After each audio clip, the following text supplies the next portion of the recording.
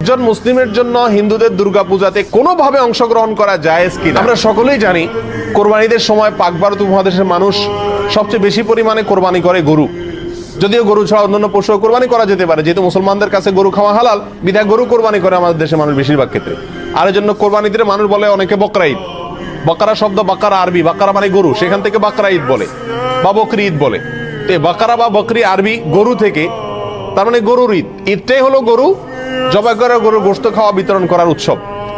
তাহলে সেই কোরবানির ঈদে যদি হিন্দু ধর্মের লোকদেরকে আহ্বান করা হয় যে তোমরা আসো গরুর গোশত খাও, তাহলে এটা তাদের জন্য অপমানকর হবে কিনা, তাদের জন্য কষ্টের হবে কিনা? কারণ তারা গরুকে পবিত্র মনে করে, গরুকে মা মনে করে, গরুকে পূজা মনে করে। সেখানে গরুর গোশত খাইতে যদি আসতে বলা হয়, তার মাবুদের, সে যাকে ইবাদত করে পূজা করে, তার গোশত খেতে তাকে যদি আহ্বান করা হয়, তাহলে এর চাইতে বড় অপমান আর কষ্টের কি হতে পারে?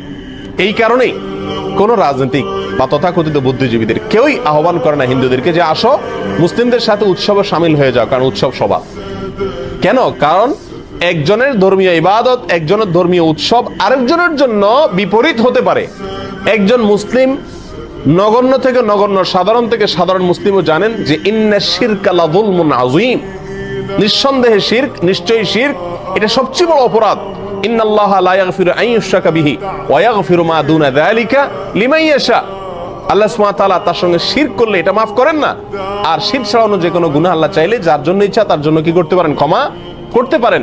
আর এই শিরকের সবচেয়ে বড় আয়োজন দুর্গাপূজা। এই দুর্গাপূজার অনুষ্ঠান ভিন্ন ধর্মের লোকেরা করছে, হিন্দুরা করছে। একজন মুসলিম হিসেবে আমি তার তাড়াতাড়ি করতে দিতে পারি এতটুকু, কিন্তু তার সে উৎসবে আমি সামিল হওয়া, যোগদান করা, কোনোভাবে অংশগ্রহণ করা একজন হিন্দুকে কোরবানির ঈদে, বকরা ঈদে গরুর গোশত খেতে আহ্বান করা বা বাধ্য করার মতোই, একই বিষয়, কোনো পার্থক্য নাই।